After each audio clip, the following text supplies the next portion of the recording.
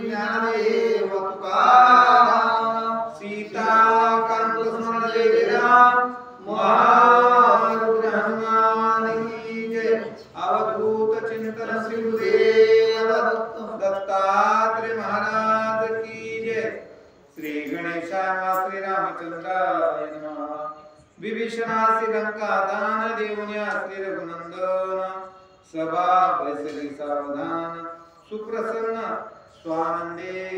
या ठिकाणी ग्रंथकर्त्याने सद्गुरूला नमस्कार करून कथेला जेव्हा सुरुवात करू लागली आहे त्यावेळेस सांगू लागले मागच्या अध्यायामध्ये काय झालेलं आहे। हनुमंताने साक्षात जशास तशी लंका तयार केलेली आहे आणि तयार केलेली लंका प्रभू श्रीरामांनी विभीषणाकडे गहाण स्वरूपामध्ये ठेवलेली आहे। ज्या वेळेस तुला त्या लंकेचा राजा मी बनवल त्यावेळेस ही मी गहाण ठेवलेली लंका तू मला परत दे। ही कथा ही कालच्या अध्यायामध्ये झालेली आहे। या ठिकाणी आता इथून पुढची जी कथा आहे ती आज आपल्याला सुरू करायची आहे असं या ठिकाणी सांगितलं। वानर करीती गदारोळ विभीषणासी सुख कल्लोळ सुग्रीव उल्हासला प्रबळ सकळ दळ देखुनी पूर्ण जेवढे काही वानरगण बसलेले होते ते सगळे ऐकू लागलेले होते। संवाद कुणाकुणाचा भक्ताचा आणि प्रभूचा संवाद चालू होता। राम काय म्हणत होते विभीषणाला, विभीषण काय सांगत होता आणि हनुमंत कशा पद्धतीने लंकेचं वर्णन त्या ठिकाणी सांगत होते हे सगळे वानर आश्चर्यचकित ऐकत बसलेले होते। वानराचे महाभार करू येती नमस्कार श्रीराम नामाचा गजर देता मुखाराला दे। वानर किती काही कमी होते का 18-15 वानर होते सगळे त्या ठिकाणी आलेले आहेत। मोठमोठ्याने भुकार देऊ लागलेले आहेत आणि राम नामाचा गजर त्या ठिकाणी करू लागलेले आहे। तेथे येऊन हनुमंत सुग्रीवासी करे कांत सीता सोडवावयाचा मुख्य अर्थ लंकानाथ वधावया। त्यावेळेस हे सगळं ऐकू लागले होते हनुमंतरायाला सुद्धा आणि हनुमंतरायाला आता म्हणले आता आपल्याला मुख्य काम काय आहे ते अगोदर करणं महत्त्वाचं आहे। हे जर आपण इथं बोलत बसलो हे जर कार्य आपण इथं करत बसलो तर तिथं सीता माता त्या ठिकाणी एकट्या आहेत या रावणाच्या लंकेमध्ये। त्यांच्या मनाच्या काय वाटत असेल आपण इथं आनंद उत्सव करून त्या तिथं दुःखामध्ये ठेवणं हे काही आपल्याला बरोबर नाही। त्यासाठी सुग्रीवाच्या जवळ गेलेले आहेत आणि विनंती काय करू लागले आहे। समुद्राचे तिरी बैसल्या वानराच्या आणि कैसेनी जावेल पहिलं तिरी ते विचारी कपिनाथ। त्यावेळेस हनुमंतराया आणि सगळे जेवढे काही वानर होते तेवढे विचार करू लागले तर आता समुद्राच्या पलीकडे लंका आहे, लंकेमध्ये सीता माता अशोकवनामध्ये आहेत। मग आता आपण या समुद्राच्या पलीकडे कसं जायचं आणि कसं नाही हा सगळा विचार विनिमय या समुद्राच्या कडेकपारावर बसून सगळे जण करू लागलेले आहेत। नद्या पर्जन्ये भरून येती येणे सिंधू प्रभावेना निश्चिती उष्ण काळी नद्या सुकती तेने अपंपती आटेना। सगळे विचार करू लागले म्हणजे हे नद्या आहेत पूर्ण गच्च गच्च बरोबर येऊ लागलेले आहेत। हा समुद्र कितीतरी मोठा आहे, हे पाणी कधी आटल आणि हे पाणी आटण्याची आपण वाट पाहायची का? जर एवढी वाट आपण पाहू लागलो इथं तर तिथे सीता मातेचे काय हाल होतील, काय अपेष्टा होतील त्यांच्या जीवाला माहित आता किती ते यातना त्यांना भोगाव्या लागतात। मग आता काय करावं लागेल आणि काय नाही या सगळ्याला प्रश्न या ठिकाणी पडलेला आहे। ऐसा नित्य पूर्णत्वे गंभीर आगाध शोभे सागर रामची सेना तरुवनचर केवी परपार पावती। असा आपल्याला सागर तुरुंब भरलेला आहे, खूप मोठा सागर आहे, लांबच्या लांब आहे, मोठाच्या मोठा आहे। मग एवढ्याहून तरुण आपले वानर पलीकडे कसे जातील ह्याचा सुद्धा विचार आता आपण सगळेजण केला पाहिजे। आपण जर याच ठिकाणी बसून असं जर राहिलो आणि सागर आटण्याचा वेळ जर बघलो तर ते काही शक्य नाही असा सुद्धा विचार काही वानर करू लागले। समुद्र उल्लंघना उपाव आमासी सर्वतान दिसे पाव तूत वानराचा भाव काय उपाव करावा। सगळे सुग्रीव अंगद जाणवत सगळे विचार करू लागले आता आमची तर काही ताकद या ठिकाणी होणार नाही हनुमंता। मग आता तूच काय कर, काहीतरी पर्याय कर जेणेकरून आपल्याला या समुद्राचा उल्लंघन करून पलीकडे अशोकवनामध्ये जाता येईल अशी तुझ्यापाशीच काहीतरी बुद्धी कर आणि तूच आम्हाला सांग, तूच आमचा पालन करता आहेस असं सुद्धा हनुमंताला सगळे वानर सुग्रीवासही या ठिकाणी बोलू लागले आहेत। सोनी वानरे समुद्र तटी करीती लांब लांब गोष्टी चेतव मित्यगाचा वटी जाव्या परतटी शक्ती नाही. जो बसलेले वानर होते काय एकमेकावर एकमेक परचड होते. भलत्या लांब लांब लांब लांब गोष्टी करू लागले. ते म्हणला आज जाऊ, ते म्हणला तसं जाऊ, त्याला म्हणला मी उडार मारतो, त्याला म्हणला कसं तर जाऊ. असे मोठल्याच गप्पा सगळे वानर गप्पा मारू लागले आहेत. त्यावेळेस हनुमंत सगळ्याच्या गोष्टी ऐकू लागले. म्हणजे बघू तरी आता हे काय काय म्हणते आणि काय काय नाही. आता हनुमंतराय आपल्या मनामध्ये काय म्हणते नाही. सुग्रीव म्हणे हनुमंता काय बुद्धी करावे आता समजवलं म्हणे तत्वता उपाय सर्वता असे ना. त्यावेळेस किष्किंधा नगरीचा राजा असणारा सुग्रीव सुद्धा उभा टाकलेला आहे आणि त्याने हनुमंताला म्हणू लागले हनुमंता कसं मग आता जायचंय कसं. सगळ्याची मती या ठिकाणी क्षीण झालेली आहे. पण तू कसा आहेस बलाढ्य आहेस. जे कार्य कोणाच्याने होणार नाही ते कार्य तू आजपर्यंत केलेलं आहेस. मग या कामामध्ये तूच काहीतरी सहकार्य कर आणि तूच युक्ती प्रयुक्ती करून आम्हा वानराला पलीकडे नेण्याचा प्रयत्न तू कर असं सुद्धा सुग्रीवजी म्हणू लागले आहे. कैसे निवधावे लंका अनाथा कैसे न्यावी ते सीता सुखी न करावे रघुनाथा ऐसी अवस्था दिसत आहे. ऐशी अवस्था दिसत आहे. कसं जावं लागेल कसं तिथं रावणाला कसं मारावं लागेल. आपण तर अलीकडेकडे जाऊ समुद्र मधात आहे समुद्राच्या पलीकडे जायचं आहे. एवढे वानर कसे न्यायचे आणि सगळ्याला नेऊन लंका तिथे गेल्यावर रावणाचा वध कसा करायचा कधी करायचा आणि सीता मातेला तिथून परत रावणापासून सोडून कसं वाचून या ठिकाणी आणायचं हा प्रश्न सुग्रीवाला पडलेला आहे. म्हणून सुग्रीव हनुमंताला बोलू लागलेले आहे. तुझं पुस्तक अत्यप्तता समुद्र उल्लंघने उपाय व्रता कार्य साधे श्रीनाथा काय मी आता करावे. काय आम्ही आता करावे तू सांग. तू सांगितल्याच्या नंतरच सगळं प्रभू सुद्धा तुझ्या नियमाप्रमाणे चालतील. तू ज्या प्रकारे सांगशील त्याच प्रकारे आपण सगळे जण करू. त्याच्याशिवाय दुसरा पर्याय नाही असं सुद्धा सुग्रीव म्हणू लागलेले आहे. कार्य साधे श्री रघुनाथा असे उत्तर ऐकता पूर्णाले हनुमंता साठोपता उठीला. एवढं सुग्रीवाचं सुद्धा बोलणं ऐकलं. एवढं सुग्रीवाचं बोलणं ऐकल्यावर हनुमंताच्या मनामध्ये स्फुरण आले आहे. स्फुरण आल्यावर हनुमंत लगेच जागेवर खाडकन उठून उभा टाकलेले आहे आणि काय म्हणू लागलेले आहे. निर्दाळ वयलंकापती पर्याळ रुद्राची आकृती वेगे वाढला मारुती बेने कापती सुरवर. लगेच मारुतीराय आपल्या आसनावर उठून उभा टाकले तर मोठं लोट असं अकराळ विक्राळ रूप धारण केलेलं आहे. म्हणजे काय त्याच्या चिंता आहे म्हणजे काही सुद्धा चिंता नाही. म्हणजे या रावणाला काय म्हणजे आपण लगेच लगे मारू. त्या समुद्र काय चीज आहे म्हणजे एका मिनिटामध्ये समुद्राचं उल्लंघन करू एवढंच नाही. म्हणजे सगळे वानर सुद्धा घेऊन जातो म्हणजे याच्यामध्ये तुम्ही कसलीची चिंता बाळगू नका असा हनुमंतराया बोलू लागले आणि आपलं अकराळ विक्राळ रूप त्या ठिकाणी धारण केलेलं आहे. त्यावेळेस देव लोकांना सुद्धा भीती वाटत सुरवराला सुद्धा भीती वाटत असं एवढं मोठं रूप धारण हनुमंतरायाने केलेलं आहे. सीडी सरकले सवळी उच्च वाढले निराळे आतुरवळे खवळला. आतुरपणे खवळलेला आहे. पिंगऱ्यात आपल्या अंगावरचे रोम जे इतकेच ते काढ करून टाकलेले आहे. जसे आता उड्डाण मारावा अंगाला काटा जसा आपल्या येतो तसा हनुमंताच्या अंगावर काटा आलेला आहे. शिंडी तडाकन उभा टाकलेली आहे. शेपटाचा मारा खाडकन केलेला आहे आणि मोठ्या आवेशानं हनुमंतरायाने रूप धारण केलेलं आहे. तुम्ही अवघेवान निर्गण करा माझे उच्च ग्रहण श्रीराम लक्ष्मण खांदी वामन जाईन घेऊन लंकेसी. सगळ्या वानराला सुग्रीवाला आणि सगळ्याला हनुमंतराय सांगू लागले आता तुम्ही काय करू नका म्हणजे मी करतो काय करायचे तुम्ही काय करा. फक्त माझ्या शेपटाकडे या आणि शेपटाला सगळे जण येऊन धरा.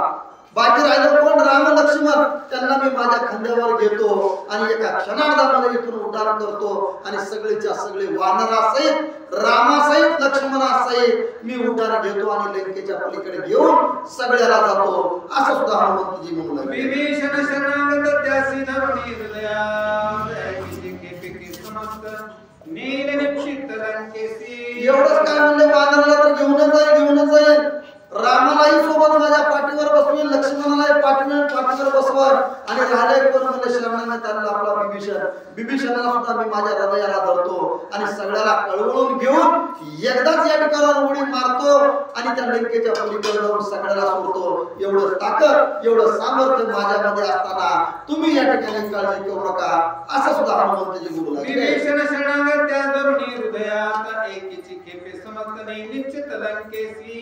विभीषणाला माझ्या हृदयात मी धरणार आहे आणि एकाच खेप खेपामध्ये दुसरी खेप सुद्धा करायची नाही, तिसरी खेप सुद्धा करायची नाही. 18 पद्म वानर कुठं शेपटावर, राम लक्ष्मण खांद्यावर आणि बिभीषण कुठं तर हृदयाच्या ठिकाणी. असं एकदाच धरून एका खेपेमध्येच मी लंकेच्या ठिकाणी निघून सोडतो असं सुद्धा बोलू लागले आहे. हनुमान तुबळे उत्माट भटारवे नेत्रवाट भाव सुरती तराट वळीला साठ पुरुषाचा. हनुमंत कसे होते, आतुरवळे होते, त्यांच्या अंगात ताकद होते, सामर्थ्य होतं करून दाखवण्याचं. जे बोलते ते करून दाखवायचं सामर्थ्य त्यांच्यामध्ये होतं. त्यामुळे हनुमंतांना अकराळ विकराळ रूप आपण धरलं आहे. डोळे लाल भंग केलेले आहेत, राग राग अंगावरची रोडोळी पूर्ण तयार झालेली आहे, केस पूर्ण उभं टाकलेले आहेत आणि आता उड्डाण करावं असा विचार हनुमंतराय करू लागलेले आहे. हे कोणी हनुमंताची शक्ती सुग्री बदच कला चित्ती गजबजले उत्पत्ती शांत मारुती केवी होय. एवढं अकराळ विकराळ रूप ज्यावेळेस सुग्रीवजीनं पाहिलेलं आहे हनुमंताचं, त्यावेळेस सुग्रीवांना सुद्धा त्या ठिकाणी आश्चर्य वाटू लागले आहे आणि दचकलेले आहेत. अरे बापरे, म्हणजे हनुमंत एवढा मोठा झालेला आहे का आणि एवढं करू शकतो का माझा हनुमंत, असं सुद्धा सुग्रीवाला वाटलेलं आहे. त्यावेळेस सुग्रीवजी हनुमंताच्या जवळ आलेले आहेत आणि हनुमंता थोडस शांत हो आणि मी काय सांगतो आणि काय नाही ते सुद्धा आहे असं सुद्धा म्हणू लागले. हनुमंताचे त्राण वेगी उठिला रघुनंदन त्या हृदयालिंगन मधुर वचनानुवादे. राग आलेला होता हनुमंताला, रागाच्या भरामध्ये ताडकन उठून उभा टाकलेले होते, डोळे लाल झालेले होते. सुग्रीवानं पाहिलं, प्रभू श्री रामानं सुद्धा पाहिल्याबरोबर राम हनुमंताच्या जवळ आलेले आहेत, हृदयाला आलिंगन दिलेलं आहे आणि हनुमंताला म्हणू लागले आहेत, हनुमंता थोडं थांब, तू काय सांगतो ते थोडं ऐक असं सुद्धा प्रभू या ठिकाणी म्हणू लागले. समुद्र यापुढे ते कोण आणि अग्निबाणे कोरडा करीन पायी नेन वानर गण लंका कंदन करावया. काय म्हणले, ज्यावेळेस हनुमंताचं साक्षात रूप प्रभूनं पाहिलेलं आहे म्हणजे आता हनुमंत राग खूप आहे आणि तो जे बोलतो ते करून दाखवतो म्हणजे. मग आता काय करावं लागेल, शांत केले हनुमंत आणि प्रभू श्रीराम या ठिकाणी काय बोललाय, हनुमंता तू काळजी करू म्हणजे हे सागर काही नाही म्हणले, एका बाणामध्ये पूर्णच्या पूर्ण सागर आटवून टाकतो म्हणजे. आणि जेवढं काही 18 पद्म वानर आपले आहेत तेवढे या सागरामधून पायी जाण्याची व्यवस्था मी या ठिकाणी करतो असं प्रभू श्रीराम हनुमंताला म्हणू लागले. काय सा रावणाचा पुरुषार्था दक्षिणे करेल घात ऐसा शांत होऊन हनुमंत स्वस्त रघुनाथे बैसविला. स्वस्त रघुनाथे बैसविला. रामानं सांगितलं हनुमंताला स्वस्त राहतो, माझ्यामध्ये आहे मी करतो, तू या ठिकाणी काळजी करू नकोस. तू आतापर्यंत जेवढं काही श्रम केला ते खूप केले आहेस, आता थोडस तू शांती धर, या ठिकाणी थांब, बाकी मी सगळं या ठिकाणी करतो. रावण कोण आहे म्हणजे बापुडा, रावणाला एका बाणामध्ये मृत करण्याची ताकद माझ्यामध्ये आहे, तू थोडं शांत हो असं सुद्धा प्रभूनं हनुमंताला शांत केलेलं आहे. कोणी श्रीरामाचे वचन सुखावला विभीषण सुगमोपाय समुद्र तरण मूळ कारण सांगत. एवढं सगळं कोणाकोणाचं बोलणं चालू होतं, एवढं सगळ्याचं बोलणं चालू असल्यानं इकडे शांतपणे उभा टाकून बिभीषणजी ऐकू लागलेले होते. ऐकल्याच्या नंतर बिभीषणजी उठून उभा टाकलेत आणि सांगलाय तर रामा हा सागर कोण आहे, काय नाही, कुठून आला, कसा आला याचा वृत्तांत मी तुम्हाला सांगतो. तुम्ही या ठिकाणी काही गडबड करून काहीही अपरिहार करू नका असं बिभीषणजी प्रभू श्रीरामांना बोलू लागलेले आहे. श्रीराम वाक्य प्रताप पूर्ण ऐकून बिभीषण स्वेगारुनी वृत्तांगण करी सोडून श्रीरामाचं सगळं बोलणं ऐकलेलं आहे. एका बाणामध्ये समुद्र आटवतो म्हणलेला राग आलेला होता प्रभूंना सुद्धा. हे शब्द ज्यावेळेस या बिभीषणजीने ऐकलेले आहेत त्यावेळेस बिभीषणजी उठलेले आहेत, साष्टांग नमस्कार प्रभूला घातलेला आहे आणि सांगू लागले सागर कोण आहे, कुठून आला, काय करायचं कसं नाही. तुम्ही या ठिकाणी काही गडबड करू नका, मी ज्याप्रमाणे सांगतो त्याप्रमाणे तुम्ही या ठिकाणी वागा असं सुद्धा प्रभूंना हा विभीषण या ठिकाणी सांगू लागले. सोन्याने बाण सिंधू शोषितान लागे क्षण परितेन गा दुभूषण अतिदूषण सूर्यवंशा. सांगलाय विभीषणजी रामा मला माहिती आहे म्हणजे तुमची ताकद काय आहे, तुम्ही काय करू शकता हेही मी जाणतो म्हणले. तुम्ही करता करविता आहोत, तुमच्या हातामध्ये सगळं आहे, पण तुम्ही एका बाणामध्ये जर हे पाणी आटवलं तर या पाण्यामध्ये किती प्रकारचे जीवजंतू आहेत, तेवढे जीव जंतू सगळे मेल्याशिवाय राहणार नाही आणि एवढं दूषण तुमच्या वंशाला म्हणजे सूर्यवंशाला लागल्याशिवाय राहणार नाही. त्यासाठी मी एक सांगतो त्याप्रमाणे तुम्ही या ठिकाणी कार्य करा असं सुद्धा तो म्हणू लागला आहे. सावधानपणे श्री रघुनाथा सांगेन मी समूळ कथा समुद्र पूर्वज तत्वता ते मुलांवार्ता उधारी. मी सांगतो म्हणजे हा समुद्र कोण आहे, कुठून उत्पत्ती झालेली आहे आणि त्या समुद्राला कसं करायचं मी सांगतो. समूळ कथा मी मुळापासून सांगतो. तुम्ही थोडं माझ्याकडे लक्ष द्या आणि मी ज्यावेळेस सांगेन त्यावेळेस तुम्ही तुमच्या मनानं तो निर्णय घ्यायचा काय करायचा आणि काय नाही. एकदा फक्त माझं जे म्हणणं आहे ते तुम्ही शांतपणे ऐकून घ्या असं तो प्रभू म्हणू लागला आहे. तुझे पूर्वज सगर जाण त्यांचे निसागर हा निर्माण या लागी सागरे अभिधान वेद पुराण वादे. त्यावेळेस विभीषण सांगू लागले तर रामा हा सागर कोण आहे, हा दुसरा तिसरा कोणी नसून तुमचाच पूर्वज आहे. तुमचाच पूर्वजापासून तयार झाला आणि त्यांच्यापासूनच तुम्ही या ठिकाणी तयार झालेले आहोत. ते कसं आणि काय नाही हे सुद्धा तुम्हाला सांगतो असं सुद्धा या ठिकाणी विभीषण सांगू लागलेले आहे. पूर्वी समुद्र काय नव्हता आवरणोदकी अति गुप्तता सागरे कानुनिया तत्वता प्रगटता अनिला. अगोदर पूर्वीच्या काळामध्ये या ठिकाणी सागर बिगर काही नव्हता म्हणले, पण मागच्या काळामध्ये काही तुमच्या पंजोबाच्या 7 पिढ्याच्या अगोदर हा समुद्र या ठिकाणी तयार झाला. ज्यावेळेस युद्ध लागलेलं होतं त्यावेळेस समुद्र या ठिकाणी तयार झालाय. त्यामुळे हा दुसरा इसरा कोणी नाही, तुमचाच वंश परंपरागत हा तुमचा नातलग लागतो असं सुद्धा विभीषण या ठिकाणी सांगू लागले. सागरापासून सागर तो तुझ पूर्वजा तत्वता कैसे त्याच्या करावे घाता निज वंशस्था समुद्रा. मग असा असणारा सागर तुमचाच असताना तुम्ही तुमच्या हाताने तुमच्या वंशाला मारायचं का, तुम्ही तुमच्या वंशाची नामुष्की या ठिकाणी करायची का, ही काही बरोबर नाही असं सुद्धा या विभीषण सांगू लागले आहेत. त्यामुळे तुम्ही या सागरावर बाण चढवू नका. जर सागरावर बाण चढवला तर तुम्ही तुमच्या पूर्वजालाच मारण्यासारखं या ठिकाणी होईल आणि तुमच्याच वंशाला या ठिकाणी पाप लागल्याशिवाय राहणार नाही. हे दूषण तुम्हाला लागल त्यासाठी तुम्ही या ठिकाणी या सागरावर बाण मारू नका अशी सुद्धा विनंती करू लागलेली आहे. वेगळे करुणी दशरथा सागर सातवा प्रपिता ऐसी सूर्यवंशाची कथा होय सांगता विभीषण.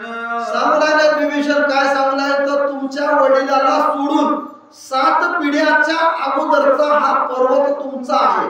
बघा किती 7 पिढ्या तुमच्या वडिलाला सोडून म्हणजे ही 8वी पिढी तुमची आहे. ह्या सागरापासूनच तयार झालेली असा असणारा हा सागर तुमचा पूर्वज आहे. त्यामुळे तुम्ही याच्यावर जर बाण चढवला तर दूषण कुणाला लागणार आहे, तुमच्याच वंशाला लागणार आहे. त्यासाठी माझ्यावर एक कृपा करा, या ठिकाणी तुम्ही तुमच्या वंशाला काळीमा लागू देऊ नका आणि बाण या सागराला मारू नका अशी सुद्धा विनंती करू लागलेली आहे.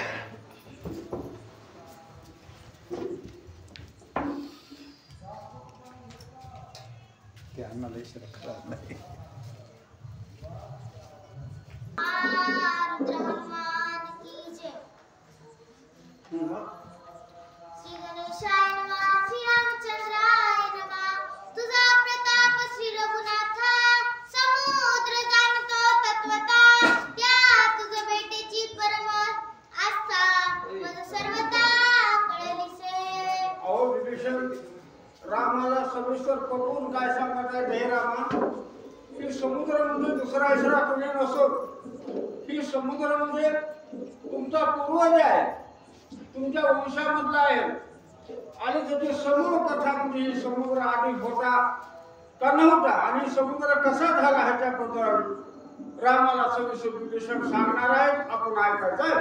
तू तव प्रतापी रघुराज सगरवंशी वत्वज समुद्र तुझा निज पूर्वज करेल काज वंशाचे.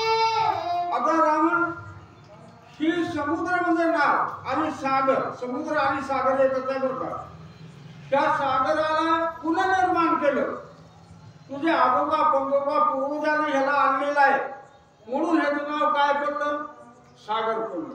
तुमच्या पूर्वजाचं नाव काय होतं? सागर होतं. आणि ही सागर कसा निर्माण झाला, सागर कुठून आला, पहिला होता का नाही, त्याच्याबद्दल सविस्तर सांगू लागलेली कथा आपण ऐकायचे. निज पूर्वज सिंधुसी शरण रिगता तुझा राजकोण काय इंद्रकरण स्वयंपण सांगेन. अहो विभीषण किती हुशार असेल. विभीषणाला रामाला काय सांगितलं? रामा आपले आजोबा पंजोबा पूर्वजाला शरण झाले म्हणजे त्यांच्या पाया पडलं. ही बिलकुल सुद्धा कमीपणा नाही. माणसानं दोन्ही गोष्टींमध्ये काम करून घ्यावं. पहिलं आपण शरण जाऊन बघायचं. शरण जाऊन जर त्यांना आपणाला मारण्याकरता येत असेल किंवा आपलं ऐकत नसेल तर पुन्हा लढाई करायची. अगोदर सहनशीलतेला रामा तुम्ही घ्या. तुमचे पूर्वज तुमच्यावर प्रसन्न झाल्याशिवाय राहणार नाही. धर्मशील सज्ञानता समूळ निजवंशाची कथा विभीषणे स्वय सांगता श्री रघुनाथा आल्हाद. अहो रामानं जेवढे विभीषणाच्या मुखामधून निघालेले शब्द ऐकले त्यावेळेस रामानं विभीषणाला खोटं केलं का? विभीषणा तू माझ्या पूर्वजाच्या आणि ह्या सागराची कथा तू मला सांगणार आहेस ना, त्याच्याबद्दल ही कथा ऐकण्याकरता माझ्या मनामध्ये आवड निर्माण झाली. आवड, ती आवड कशी आहे? ती माझ्या पूर्वजाची कथा म्हणजे महान आहे. ती मोठ्या बरोबरीने सांग अशी विनंती करू. विभीषणाची जे गोष्टी ते रचली श्रीरामाची पोटी लक्ष्मणे सुग्रीव लक्ष्मणी दृष्टी ते तुझ जेठी अनुमादे. अहो ही कथा म्हणजे काय? रामाला तू एकट्याला आवड नसून लक्ष्मणाला सुद्धा आवड वाटलेली ऐकण्याची. पुन्हा राजा सुग्रीवाला आवड आहे. सगळ्या वानर सैन्याला सुद्धा आवड काय आहे? हा समुद्र पहिला होता का नव्हता, समुद्र कुठून आला, कसा आला, आणि विभीषण ही समुद्राला शरण जा म्हणतो. ही कथा ऐकण्याकरता त्यानं सगळ्या अंगाचे कान करून एकाग्रतेने ऐकायला सुरुवात केली. सागरासी निघाले शरण गोड बोलिला विभीषण सुग्रीव राजा सुका लक्ष्मण तुम्हा हे वचन तुझे की. ज्यावेळेस विभीषणानं काय सांगितलं सगळ्याला, रामा त्या समुद्राला जो बाण सोडो, त्या समुद्राला हटवणं किंवा आटवणं ही पुष्कळ असा अवघड काम आहे. कोणतं अवघड काम आहे? समजा रामानं समुद्रामध्ये बाण टाकला, समुद्राचं पाणी नाही सोय, त्या पाण्यामध्ये किती जीव जमत आहेत. मासा आहे, मगर आहे, खेकडा आहे, असे कितीतरी प्राणी मेल्याशिवाय राहणार नाही. एक दोष लागला. दुसरा दोष, आपण आपल्या पूर्वजाला मारल्यावर किती दोष लागतो, तेवढा दोष लागल्याशिवाय राहणार नाही. की सगळ्या गोष्टीचा विचार केला आम्ही. विभीषण काय सांगतो त्याच्या गोष्टीकडे सगळ्यांना लक्ष दिलं. सुग्रीवानी लक्ष्मण वदती बंधुनी श्रीरामचरण विभीषणा वचनाती प्रमाण तेची आपण करावे. अहो त्यावेळेस विभीषणानं ही मुख्य कथा आणि गूढ सांगायला ज्यावेळेस रामाला सुरुवात केलं त्यावेळेस रामाला जरा राग आला होता, थोडा राग. लगेच लक्ष्मण उठले, राजा सुग्रीव उठले आणि दोघांनी मिळून रामाला नमस्कार केला आणि सांगितलं, रामा तुमचा जरा मनाच्या ठिकाणी राग आहे ना ह्या समुद्राबद्दलचा, ही राग काढा.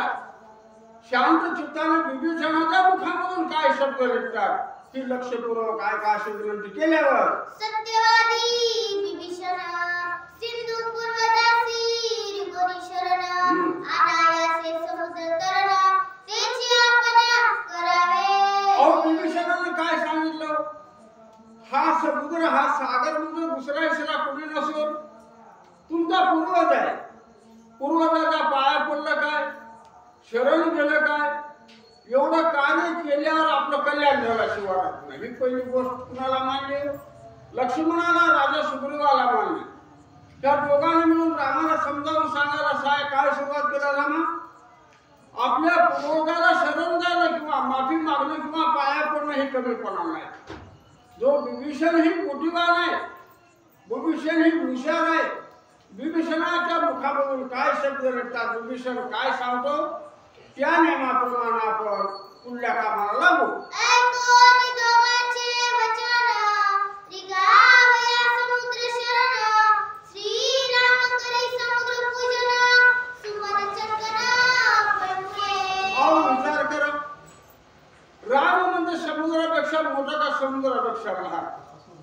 जर विचार केला राम समुद्रापेक्षा मोठाच नाही, पण एवढं दोघांना लक्ष्मणाला राजा सुग्रीवाने विभीषणात सांगितल्यावर राम हे साक्षात परब्रह्म असून रामाला सगळं माहीत असून आपलं बाजूला ठेवलं, रामानं बाजूला ठेवलं. त्या टिकाचं ऐकलं. रामानं मनाच्या ठिकाणचा राग काढून टाकला. त्याला म्हणजे रागाला जातो तिकडं. लगेच उठलेले आहेत राम आणि समुद्राची पूजा करून समुद्राला शरण जाण्याकरता समुद्राच्या पाण्याच्या जवळ जाऊन रम्य समुद्राचे तटी पसरवणी कुशासरण दाटी दर्भशयनी श्रीराम जगजेठी घ्यावया भेटी सागराची. समुद्राच्या पाण्याच्या काठाला काय राहणार? सगळं धुंड राहणार का? सगळं वाळूच असेल ना. ज्याला समुद्राच्या काठाला समुद्राला जाऊन आंघोळ करून ज्याला समुद्र पाहिला असेल त्याला माहीत सगळं धुंड का वाळू आहे. वाळूच असेल माझा अंदाजावर का. त्या वाळूच्या काठाला कोण गेले? राम गेले.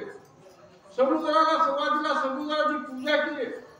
समुद्राला हात जोडून नमस्कार केला आणि गवताचं आसन सतरंगी मित्रांनी गाठी राहील गवताचं आसन केलं आणि त्या गवताच्या आसनावर राम एकाग्र चित्तानं समुद्राजवळ मनाच्या ठिकाणी अंतःकरणाच्या ठिकाणी लक्ष करत बसले. तू आमचा पूर्वज आम्ही तुझे वशंच माझे सिद्धी पाववी काज शरण तुझा अहो रामाने डोळे झाकून एकाग्र चित्तानं मनाच्या ठिकाणी आठवण करून विनंती करून राम काय म्हणू लागले? हे सागरा, मी तुझ्या वंशामधला तुझा कुठेतरी लाटू पंटू आहे. त्या पाण्यामुळे तुझ्या मला माझ्या कामामध्ये अडथळा येऊ लागला. त्या अडथळा निवारण करण्याकरता तुम्ही मला सहाय्य करण्याकरता मी तुला अनन्य भावानं शरण आलो. त्या नियमाप्रमाणे तुम्ही काय करा? माझ्यावर उदार अंतःकरणानं प्रसन्न व्हा आणि मला प्रसन्न होऊन माझ्या कामामध्ये मदत करा अशी विनंती करू लागले.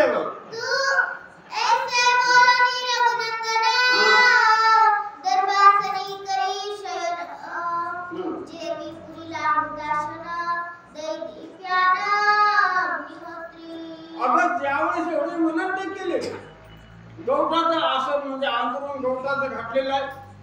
रामानं मनाच्या ठिकाणी एकच ठरवलं. काय ठरवलं? जोपर्यंत ही समुद्र आपल्याला शरण येणार नाही, जेव्हा समुद्र आपल्याला भेट देणार नाही, समुद्र आपल्याला मार्ग सांगितल्याशिवाय राहणार नाही, जोपर्यंत मार्ग सांगत नाही तोपर्यंत आपण उठायचं नाही.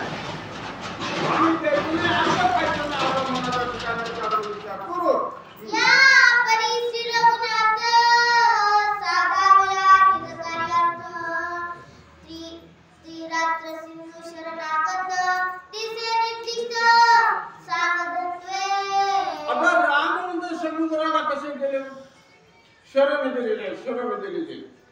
शरण म्हणजे साठी गेलेलं नाही.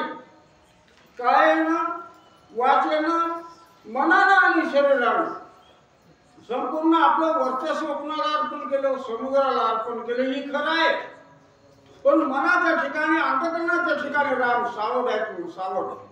रामाच्या मनामध्ये एकच काय आहे विचार? आपण समुद्राला शरण जाणं हे कमीपणा नाही, पण समुद्र आपल्यावर जोपर्यंत प्रसन्न होत नाही तोपर्यंत मी ह्या ठिकाणाहून उठणार नाही.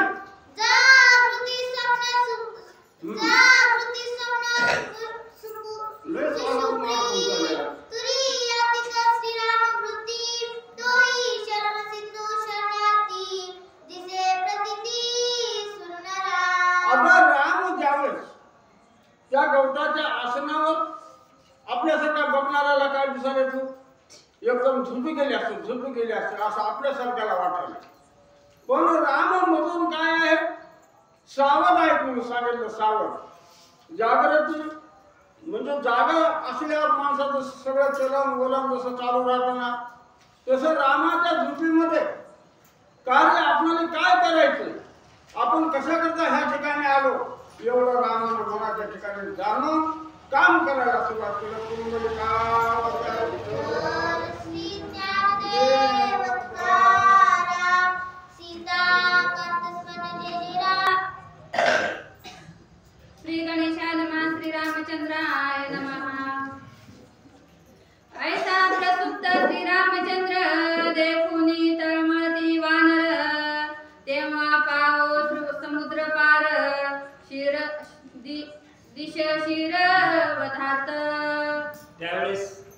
प्रभू रामचंद्रांची काय अवस्था आहे वानरांना पाहिली आहे. समुद्राच्या काठाला गवताचं अस्तरण म्हणजे अंतरण केलेलं आहे आणि या गवतावर प्रभू रामचंद्र या सागराची वाट पाहू लागलेली आहे. काय भगवंत असते, सागराला जर विनंती करायची काय गरज होती, फक्त सागराला सांगितलं असतं सागरा बाहेर ये, मला वाट पाहिजे, सागर आला असता. पण भगवंतानं विनंती करावं म्हणून बिभीषणाच्या विनंतीला मान देऊन अस्तरण गवताचा करून इथं समुद्राची वाट पाहत आहेत. अनुलक्षणी श्री रघुनाथ हनुमान निघगुये सांगत, निद्रा करितांची येथ व्यर्थ पुरुषार्थ दिसत आहे. म्हणून वानरांना या ठिकाणी काय काळजी पडलेली आहे, चिंता लागलेली आहे. बाबा काय करावं, प्रभू रामचंद्र तर या अवस्थेमध्ये बसलेले आहेत, मौन अवस्थेमध्ये आहेत. पण आता राम जर याच ठिकाणी बसले तर समुद्र पार कसा होईल, लेकेचा रावण कसा मारला जाईल, हनुमंतांना सुद्धा चिंता पडलेली आहे. स्वयं बोलती वानरगण, श्रीराम भाता दुर्धर मान, तरी का निघाला शरण गाडे पण धरणी. वानरांना विचार पडला, रामापाशी काही सामर्थ्य नाही का, रामाचा भात्यामध्ये काही बाण नाहीत का, एक जर बाण सोडला तर समुद्र आटवू शकतं एवढं सामर्थ्य आमच्या रामामध्ये आहे. पण राम या समुद्राच्या शरणामध्ये का जात असतील किंवा समुद्राची वाट पाहण्यासाठी इथं अंथरूण घालून का बसलेले असतील, हा विचार सर्व वानरांना पडलेला आहे. हनुमान माने मी निजसेवक, समुद्र तरणी कायसी अटक, उच्छाग्री समग्र कटक, एकी एक उतरीन. म्हणून हनुमंतांना स्फुरण आलेलं आहे, माझे स्वामी, माझे गुरु, माझे भगवंत या समुद्राच्या शरणामध्ये जात आहेत, वाट पाहत आहेत. समुद्र तर बाहेर येत नाही, पण हनुमंतांना राग येऊ लागलेला आहे. मी सेवक असताना रामाना इथं समुद्राच्या शरणात जायची काय गरज असेल. मी जर विचार केला, मी जर उड्डाण केलं, सगळेच वानर माझ्या शेपटीमध्ये गुंडाळून मी लंकेच्या ठिकाणी नेऊ शकतो आणि प्रभू रामचंद्राला लक्ष्मणाला सुद्धा का नेऊ शकत नाही. एवढं सामर्थ्य माझं असताना, सेवकाचं असताना भगवंत मात्र या समुद्राच्या शरणामध्ये जाऊ लागलेले आहेत. हा व्यर्थ विचार सुद्धा हनुमंत करत आहे. अंतर्यामी श्री रघुनाथ, दामुनी हनुमंताचे रथगत, स्वयं उठिला सावचित्त, निज पुरुषार्थ दाखवा. ज्यावेळेस हनुमंत आपल्या मनामध्ये हा विचार करू लागलेले आहेत त्यावेळेस भगवंत अंतर्यामी आहे. भगवंताला माहित आहे कुणाच्या मनामध्ये काय विचार चाललेला आहे. हनुमंत तर भक्त आहे, त्यावेळेस प्रभू रामचंद्रानं हनुमंताच्या मनामध्ये काय विचार चाललेला आहे, काय विचार खेळू लागलेला आहे, या विचार जाणलेला आहे. त्यावेळेस प्रभू रामचंद्र उठलेले आहेत. 3 दिवस लोटल्या पाठी, स्वयं समुद्र नयेची भेटी, श्रीराम गोपला जगजेठी, रक्तांबर दृष्टी वृत्तांत. प्रभू रामचंद्रांना राग आला. मी काय केलं, समुद्राला विनंती केली. 3 दिवस समुद्राची वाट पाहत समुद्राच्या काठावर बसलो, पण या समुद्राला मात्र दया आली नाही. आता या समुद्राचा आपल्याला पाहावंच लागेल. एवढ्या रागामध्ये प्रभू रामचंद्र उठलेले आहेत. आमचा पूर्वज हा पूर्ण, मनोनी सद्भावे निघालो शरण, तव याचे दुर्जनपण, नयेची आपण भेटीसी. प्रभू रामचंद्र विचार करत आहेत, मी का समुद्राच्या शरणामध्ये जात आहे. कारण समुद्र किंवा सागर आमचा पूर्वज आहे आणि सूर्यवंशामधला आहे. त्यामुळं आपण याची विनंती करावं, दया करा असं विचार प्रभू रामचंद्रांचा होता, किंवा आपण या सागराच्या शरणामध्ये जावं हा विचार करून प्रभू रामचंद्र शांतपणे बसलेले होते. पण ज्यावेळेस 3 दिवस लोटले पण या समुद्राला मात्र तिळभर सुद्धा दया आली नाही किंवा प्रभू रामचंद्रांची भेट घेतली नाही, त्यावेळेस प्रभू रामचंद्रांना राग आलेला आहे. याचा वाढवणी सन्मान, करुणी आज्ञा पद्धती पूजन, अनन्य भावे रिगता शरण, नयेची आपण भेटीसी. राम विचार करू लागले आहेत, मी सद्भावानं या समुद्राचं पूजन केलं. 3 दिवस वाट पाहिली, हा समुद्र आज येईल, उद्या येईल, आता येईल, पण मात्र हा दुर्जन आहे, याला मात्र दया नाही आणि याला माझी भेट घेण्याचा विचार सुद्धा केलेला नाही. म्हणून काय असेल, तूप जर सरळ बोटाने निघत नसेल तर आपल्याला बोट वाकडं करावं लागते.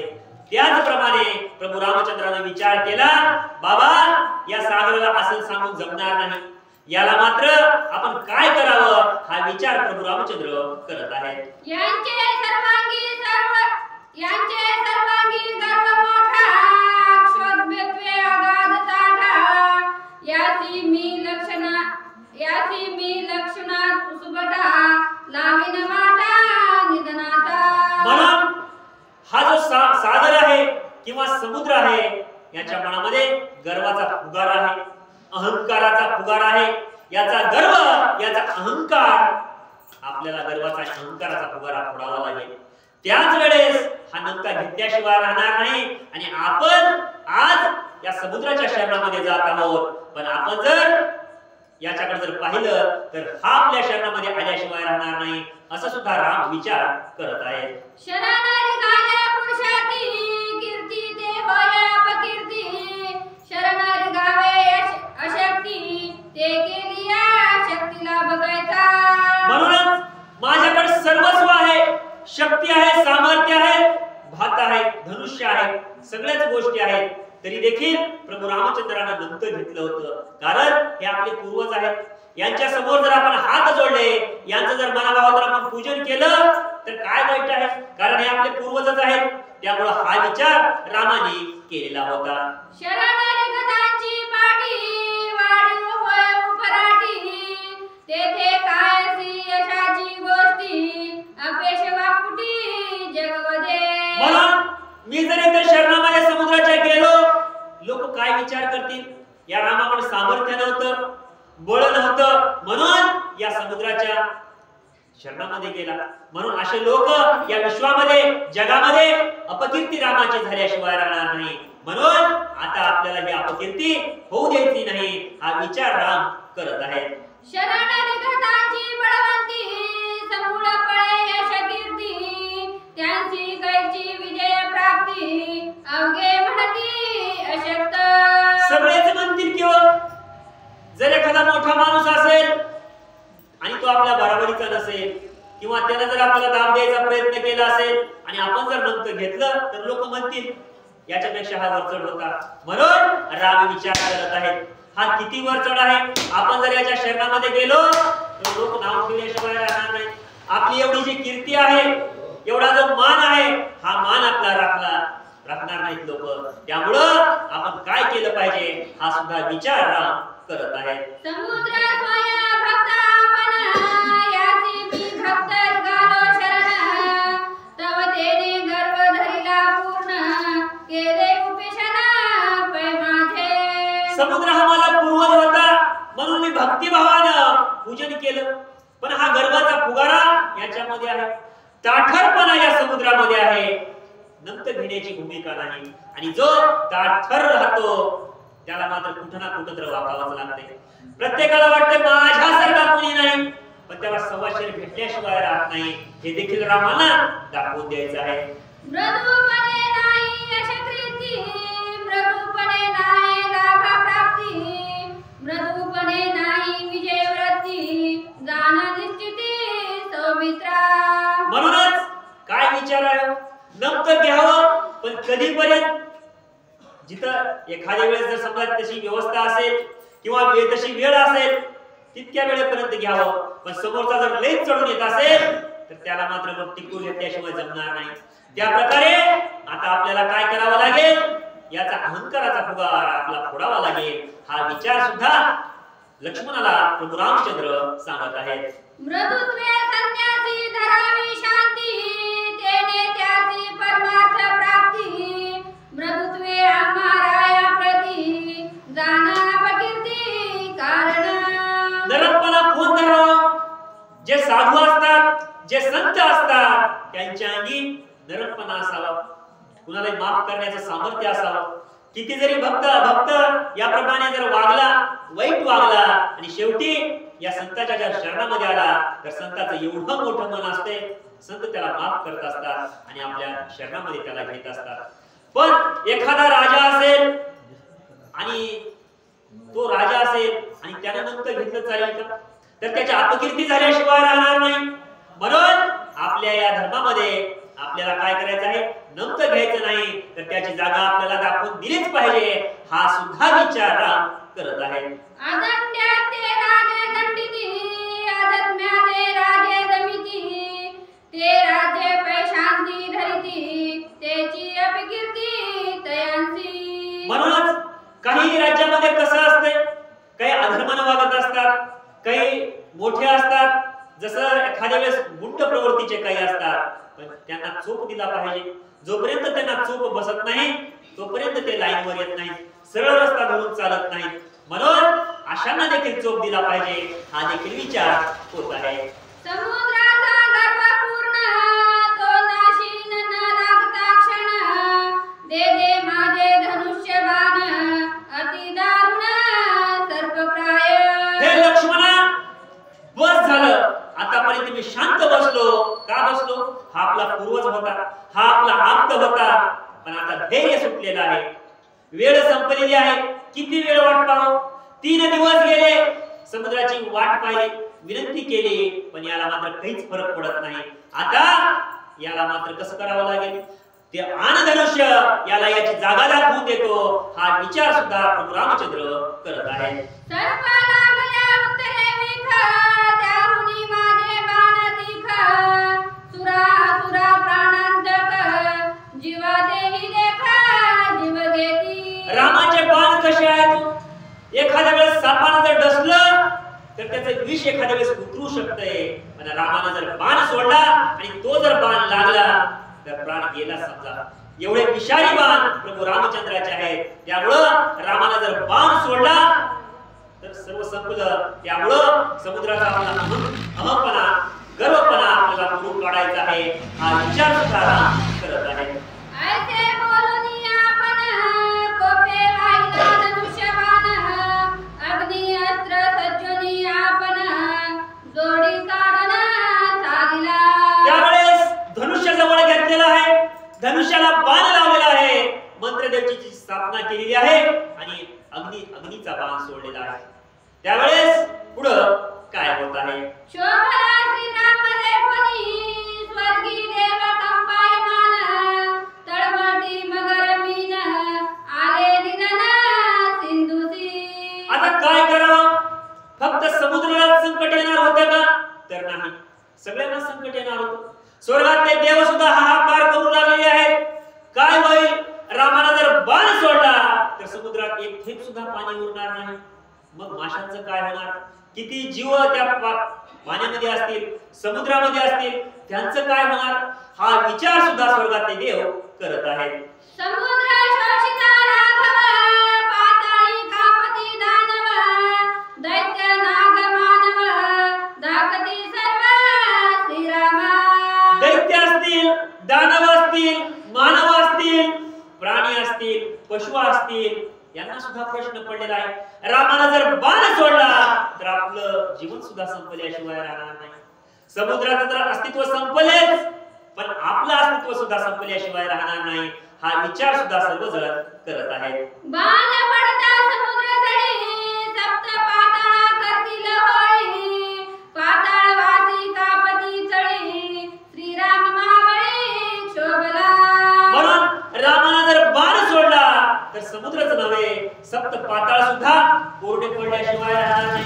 म्हणून या पाताळातले जे लोक असतील त्यांना सुद्धा प्रश्न पडलेला आहे, काय करावं? कोणत्या अर्थानं राम हे बाण थांबवतील किंवा हे युद्ध थांबवतील? हा विचार सुद्धा सर्वजण करत आहेत. धनुष्य चढविता श्रीराम, धाकले रविचंद्र काळीमा, नक्षत्रे पडती व्यामा, ऋषी स्वधर्मा विसरले. ज्यावेळेस प्रभू रामचंद्राने या धनुष्याची दोरी ओढू लागलेली आहे त्यावेळेस प्रश्न पुन्हा पुन्हा पडलेले आहे. चंद्राला सुद्धा प्रश्न पडलेला आहे, सूर्याला सुद्धा चिंता पडलेली आहे, नक्षत्र आकाशातले खाली तुटून पडतील काय अवस्था त्यांची झालेली आहे. काय करावं? पाण्याशिवाय काहीच नाही, पाण्याशिवाय जीवन संपल्याशिवाय राहणार नाही, असं विभिन्न प्रश्न सर्वांनाच पडलेले आहेत. शोषिता समुद्राचे पाणी, बाणाग्नी मिळवली व अर्णवाग्नी, दोन्ही भस्म करती अवनी, ब्रह्मामणी संचित. ब्रह्मदेवाला सुद्धा नव्हे ही धरती सुद्धा संपुष्टात आल्याशिवाय राहणार नाही. असं जर झालं तर या धरतीवरचं जीवन संपल्याशिवाय राहणार नाही.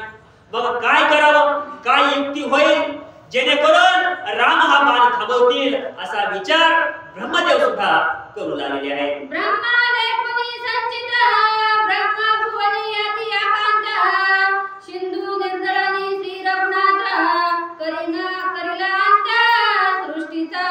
ब्रह्मदेव संकटामध्ये आहेत, ब्रह्मदेव चिंता करू लागलेले आहेत, ब्रह्मदेव विचार करू लागलेले आहेत.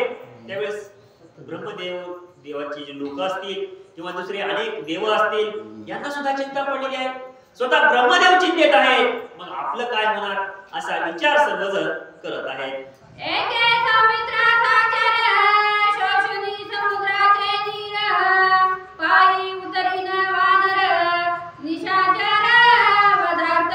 हे लक्ष्मणा, माझं वचन आहे आणि माझं वचन मी पूर्ण केल्याशिवाय राहणार नाही. मी हा बाण सोडेल आणि समुद्र पूर्ण शोषून घेतल्याशिवाय राहणार नाही.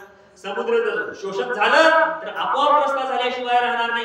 सर्व वानर मी लंकेमध्ये दाखल केल्याशिवाय राहणार नाही. हे माझं वचन आहे आणि हे वचन मी पूर्ण करणार असं आश्वासन लक्ष्मणाला राम देत आहेत. धनुष्य ओढिता सत्रान दोन्ही वटारिले नयन श्रीराम दिसे काळा समान वानरगण कापती. प्रभू रामचंद्रांचं रूप कसं झालेलं आहे, जसा काळाग्नी असतो तसं लालबुंद रूप प्रभू रामचंद्रांचं झालेलं आहे. डोळे लालबुंद झालेले आहेत. प्रभू रामचंद्रांना सुद्धा माहित होतं हा जर बाण सोडला तर पृथ्वी नष्ट झाल्याशिवाय राहणार नाही. तरी देखील समुद्राचा राग आल्यामुळं प्रभू रामचंद्रांना आपल्या धनुष्याला हा बाण लावलेला होता आणि अशी अवस्था प्रभू रामचंद्रांची दिसत आहे. शोभला देखुनी रघुनाथ स्त्रिया पुत्रा समवेत समुद्राची अति आकांत आला प्राणात श्रीरामे. रामांना राग आलेला आहे. रागाच्या भरात राम बाण सोडल्याशिवाय राहणार नाही आणि रामाने जर बाण सोडला तर समुद्र कोरडा पडल्याशिवाय राहणार नाही अशी चिंता समुद्राला लागलेली आहे. समुद्राला नसून समुद्राची जी पत्नी असेल, लेकरं असतील, बाळा असतील या सर्वांना चिंता लागलेली आहे. आपलं काय होईल, आपलं अस्तित्व संपुष्टात आल्याशिवाय राहणार नाही, आपण नष्ट झाल्याशिवाय राहणार नाही असा विचार समुद्राला पडलेला आहे. सुटल्या श्रीरामाचा बाण त्याचे निवारू शकेल कोण त्याची न होताची शरण आले मरण निश्चित. समुद्र विचार करू लागलेला आहे. बाबा, जो रामाने जर बाण सोडला तर त्याचं निवारण या ब्रह्मांडात कोणापाशीच नाही. मग आपण काय करू शकणार आहे? म्हणून प्रभू रामचंद्र बाण सोडण्याच्या अगोदर आपल्याला रामाजवळ जावं लागेल, रामाची भेट घ्यावं लागेल. रामाला जर हा बाण सोडला तर आपण संपलो हा विचार सुद्धा किंवा ही चिंता समुद्राला लागलेली आहे. परम कृपाळू रघुनाथ स्त्रिया पुत्रा समवेत स्वयं होऊनी मूर्तिमंत समुद्रांत प्रकटला. रामानं 3 दिवस थांबले, समुद्राला विनंती केली पण समुद्र वट्टीवर येत नव्हता. पण ज्यावेळेस अग्नीचा बाण सोडू लागलेला आहे त्यावेळेस मात्र समुद्रच हात जोडून प्रभू रामचंद्रांसमोर आपल्या सर्व सहपरिवारासह रामाजवळ आलेला आहे. राम निकट सागरी सहस्र कुर्मी महालहरी सिंधू प्रकटला त्या माधारी रूपधारी साकार. म्हणूनच रामांचं रूप पाहून हा समुद्र सुद्धा आलेला आहे. समुद्राने सुद्धा रूप धारण केलेलं आहे. आपलं सर्व परिवार घेऊन रामाच्या शरणामध्ये रामाला नमस्कार करीत हा समुद्र आलेला आहे. द्वादश नामांकित टिळे कंठी यज्ञ पवित्र रुळे सपुत्र स्त्रिया कुटुंब मेळे देखिल्या त्या काळे श्रीरामे. म्हणून समुद्रासोबत जे त्यांच्या पत्नी आलेल्या होत्या, समुद्र आलेले होते किंवा त्यांचे लेकरं बाळ आलेले होते, रामांना कसं पाहिलेलं आहे? रामाला टिळा लिहिलेला आहे. कंठ या ठिकाणी कंठमध्ये माळ दिसू लागलेली आहे, पितांबर लिहिलेला आहे, हातामध्ये धनुष्य आहे आणि धनुष्याला धगधगीत असा अग्निबाण आणि असं रौद्र रूप रामाचं या समुद्रानं पाहिलेलं आहे. स्त्रिया पुत्रा समवेत समुद्र पाय वाटे येत ते देखुनी श्री रघुनाथ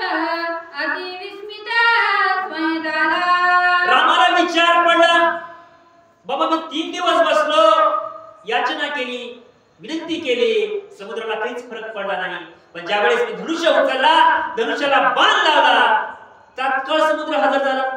शक्य आहे की नाही? ज्याला आपण विनंती केली तो आपला ऐकत नाही, पण ज्याला आपण जर हातामध्ये शस्त्र घेतलं तर तो आपल्या पाया पडत आल्याशिवाय राहणार नाही. अशी ही स्थिती होऊ शकते, हा विचार राम करत आहे. पूर्वी ब्रह्मयाने केले निर्माण, या लागी सिंधू शुद्ध ब्राह्मण. सागरी पुढे केले खनन, सागराभिधान तेने त्यासी. म्हणूनच ब्रह्मदेवाला निर्माण केलं होतं समुद्र, म्हणून सिंधू नाव होतं. पुढं त्याचं सागर असं नाव पडलेलं आहे. ऐसा ब्राह्मण देखुनी येथ, कृपाळू तो रघुनाथ.